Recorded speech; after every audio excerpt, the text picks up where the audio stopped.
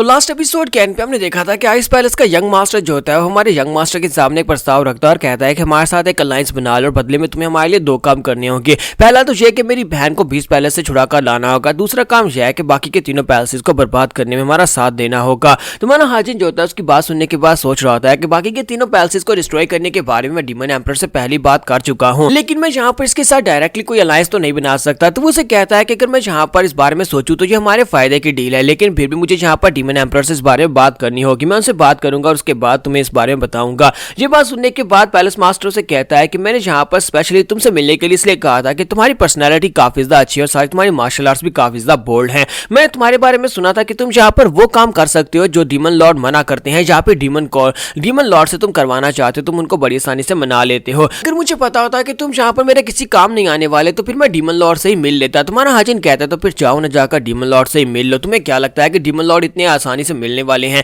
क्या तुम्हें लगता है कि वो इतने आराम से बैठे हुए हैं कि वो तुम्हें मिलने के लिए टाइम दे देंगे? शुक्र करोगे मैंने यहाँ पर तुम्हें मिलने के लिए टाइम दे दिया। और इसी के साथ ही पैलेस मास्टर जो होता है उसे कहता है कि अब यहाँ पर हद हो गई, अब तो मुझे यहाँ पर माफ करना क्योंकि मैं इस अपॉर्चुनिटी को खोने वाला नहीं। और साथ ही वो उसके ऊपर अटैक कर देता है। जैसे वो अपनी एनर्जी को रिलीज करके हमारे हाजिन के ऊपर अटैक करता है, हमारा हाजिन जो होता है अपनी जगह पर से हिलता भी नहीं है और उसका अटैक जो होता है वो गर्दन के पास लाकर वहीं पर रोक देता है और कहता है कि ये क्या तुम अपनी जगह पर से हिले क्यों नहीं, तुमने आगे से काउंटर अटैक क्यों नहीं किया? तुम्हारा हाजिन उसे कहता है कि तुम्हें क्या लगता है कि तुम यहाँ पर इस तरह के अटैक के साथ मेरे पर अटैक करोगे और मुझे पता नहीं चलेगा? मुझे पता है कि तुम्हारे अटैक के अंदर कोई भी किलिंग इंटेंट नहीं है, तुम मुझे मारना नहीं चाहते, बस तुम यहाँ पर मुझे उकसा रहे हो कि मैं तुम्हें अपनी मार्शल आर्ट सिखाऊं या फिर आगे से काउंटर अटैक करूं। हालांकि मुझे इसका मकसद नहीं पता कि तुम ये क्यों कर रहे हो। पैलेस मास्टर से कहता है लेकिन ज्यादातर लोग जो है उन्हें पता भी होता है कि इसके अंदर किलिंग इंटेंट नहीं है, लेकिन इसके बावजूद वो इसे ब्लॉक करने की कोशिश करते हैं, अपनी मार्शल आर्ट्स को रिलीज करते हैं और यहाँ पर इसे ब्लॉक करते। तुम्हारा हाजिन उसे कहता है कि अब यहाँ पर इधर उधर की बातें करना बंद करो, बताओ कि तुम्हारा ये सब कुछ करने का मकसद क्या था। और इसी के साथ ही वो आइस पैलेस मास्टर जो होता है वहां पर अपनी पावर्स को रिलीज करता है और उसे कहता है कि मैं तुम्हें यहाँ पर एक स्पेशल टेक्निक दिखाता हूँ।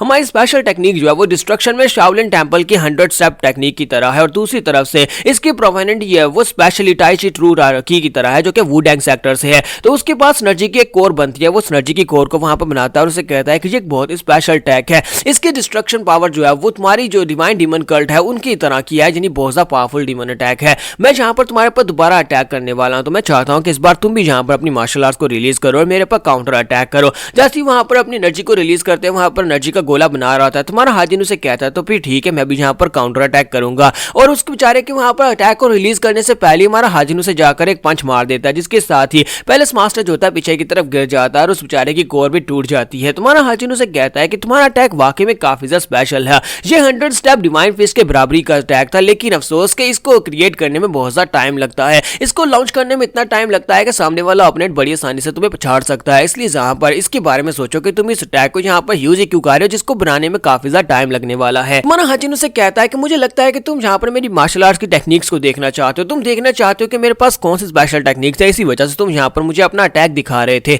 चलो फिर ठीक है मैं तुम्हें एक बार दिखाऊंगा, इससे ज्यादा बार नहीं। और इसी के साथ ही वहां पर उसे थंडरबोल्ट टेक्निक दिखाता है। तुम्हारा हाजिन उस टेक्निक को परफॉर्म करते हुए सामने की तरफ अटैक करता है और वो अटैक जो होता है वो आइस पैलेस के यंग मास्टर के कंधे के पास से गुजर कर जाता है और पीछे एक जबरदस्त धमाका होता है। तो इस बात से वो भी काफी हैरान होता है और कहता है कि ये अटैक तो बहुत ज्यादा डिस्ट्रक्टिव थी और ऊपर से तुमने इसको प्रिसीजन के साथ लॉन्च किया, इसका मतलब यह है कि तुमने इसको अच्छे से कंट्रोल किया हुआ है। तुम्हारा हाजिन उसे अपनी टेक्निक के बारे में बताता है, तो ये देखकर आइस पैलेस मास्टर काफी खुश होता है और हैरान भी होता है और कहता है कि अब मैंने यहाँ पर तुम्हारी टेक्निक को देख लिया, मुझे लगता है कि तुम्हारी टेक्निक काफी ज्यादा आउटस्टैंडिंग और मुझे लगता है कि तुम बहुत सारे लोगों से इस टेक्निक को यूज करते हुए हारोगे नहीं। तुम्हारा हाजिन वहां पर सोच रहा था कि मैं तो पहले फैसिलिटी मास्टर के हाथों से हार कर आ चुका हूँ। हाजिन उसे कहता है कि अब क्या तुम मुझे बताओ कि तुमने अपनी स्पेशल मार्शल आर्ट्स की टेक्निक मुझे क्यों दिखाई है? तो वो कहता है कि मैं यहाँ पर इसलिए तुम्हें अपनी टेक्निक दिखा रहा था कि बदले में तुम भी यहाँ पर मुझे अपनी टेक्निक्स दिखाओ, क्योंकि हम दोनों अगर मिलकर काम करने वाले तो हमें एक दूसरे के बारे में पता होना चाहिए, एक दूसरे की कमजोरी एक दूसरे की स्ट्रेंथ के बारे में पता होना चाहिए। हाजिन उसे कहता है कि तुम्हें किसने कह दिया कि मैं यहाँ पर तुम्हारी मदद करने वाला हूँ? तो वो उसे कहता है कि मुझे पता है कि तुम यहाँ पर मेरी मदद करने वाले हो। आइस पैलेस मास्टर से कहता है चाहे कुछ भी हो जाए तो यहाँ पर एक अलायंस बनकर रहेगी, एक अलायंस बनेगी हमारी और डीमन डिवाइन कल्ट के दरमियान में, यानी आइस पैलेस और डीमन डिवाइन कल्ट, और दूसरी अलायंस बनेगी मेरे और तुम्हारे दरमियान में।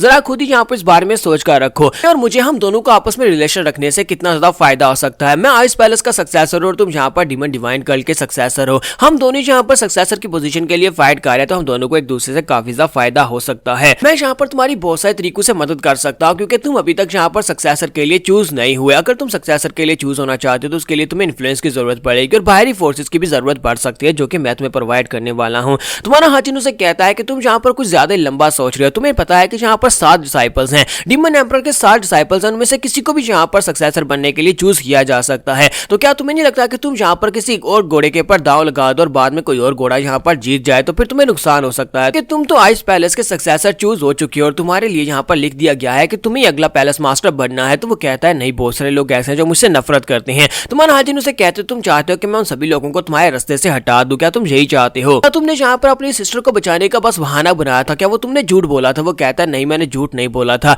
मैं तुमसे वो काम भी करवाना चाहता और साथ में मेरी बहन जिसे अब इस पैलेस के लोगों ने पकड़ रखा है, तुम्हें उसे भी जाकर बचाना होगा क्योंकि ये हमारे प्राइड की बात है। वो मेरी बहन और मुझे जाकर उसे बचाना ही होगा और तुम यहाँ पर इसमें मेरा साथ दोगे। तो हाजिन कहता है कि देखो तो जरा, हालांकि तुम लड़कियों की तरह देखते हो लेकिन फिर भी तुम यहाँ पर काफी ज्यादा मर्दाना बातें करते हो। ये बात सुनने के बाद वो कहता है कि इस तरह की बातें तो मुझसे काफी बार लोग कह चुके हैं। तो फिर साथ ही हमारा हाजिन उसे कहता है तो फिर हम यहाँ पर किसी बात को कंफर्म करना होगा। तो वो कहता है कि तुम्हें किस बात को कंफर्म करना होगा? हाजिन कहता है कि हम दोनों एक दूसरे के ऊपर भरोसा बिल्कुल भी नहीं करते। तो अगर हम दोनों के दरमियान में यहाँ पर अलायंस बनने वाली है तो फिर बताओ कि इस अलायंस का हमारे पास क्या प्रूफ होगा कि हम दोनों के दरमियान में एक अलायंस है? इस बात को तुम कैसे यहाँ पर साबित करोगे? और साथ ही के लिए कम से कम यहाँ पर हमारे पास कुछ ना कुछ ऐसा होना चाहिए जिसके ऊपर हम भरोसा करके एक दूसरे के साथ अलायंस को आगे बढ़ा सकें। तो इसी के साथ ही आइस पैलेस मास्टर से कहता है कि मुझे लगता है कि सब मेरी बहन काम आएगी। मुझे लगता है कि वो यहाँ पर शादी का प्रपोजल दे देगा कि जिसके साथ वो लोग यहाँ पर अलायंस में बंध जाएंगे। इसके साथ ही हमारा हाजिन जो होता है उसके पास 7 बातें कंप्लीट करने के बाद वापस आ जाता है। जब वो वापस आ जाता है तो वापस आने के बाद सबसे पहले डीमन पैलेस का सीन दिखाते हैं जहाँ पर 5th यंग मिस जो होती है वहाँ पर आई होती है। डीमन एम्परर वहाँ पर उसकी तारीफ कर रहा था क्योंकि उसने यहाँ पर रिसेंटली अपने मिशन को पूरा किया जो कि जनरल स्ट्रेटेजिस्ट ने उसे दिया था और उसने अपने मिशन को बहुत ही अच्छे से पूरा किया।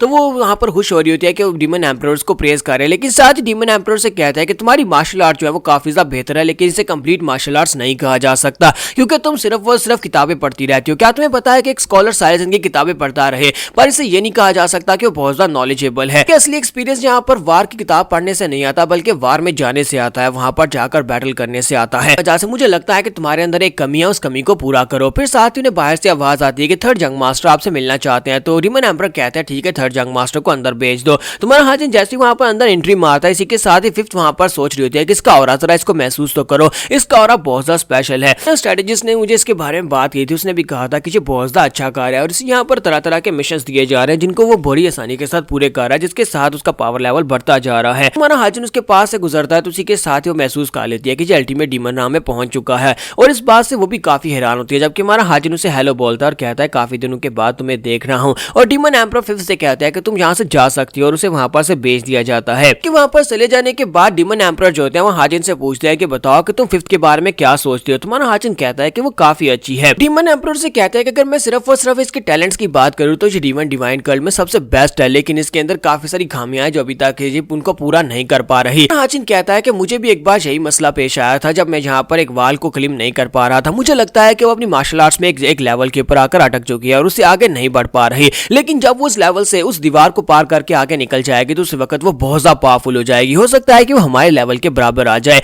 डीमन एम्परर से कहते हैं क्या तुमने बिल्कुल ठीक कहा। तो इसी के साथ ही डीमन एम्परर से कहते हैं कि तो क्या तुम यहाँ पर ब्रीफली एक्सप्लेन करोगे कि आइस पैलेस के मास्टर के साथ तुमने क्या निगोशिएट किया है? तो यहाँ पर हम लोग अपनी एपिसोड 87 का एंड करेंगे और नेक्स्ट एपिसोड में देखेंगे कि हमारे डीमन एम्परर यहाँ पर इसे इस बात की इजाजत दे देंगे कि वो इसके साथ अलायंस बना सकता है या नहीं। तो एपिसोड की एक्सप्लेनेशन अच्छी लगी हो तो कमेंट करके जरूर बताइएगा, वीडियो को लाइक करना मत भूलिएगा। Thank you.